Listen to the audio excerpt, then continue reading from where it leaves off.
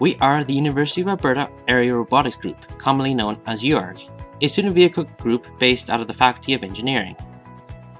We're excited to be participating in the 2018 AUVSI SUAS Competition. Our team is composed of students from a diverse variety of backgrounds, including some from outside of engineering.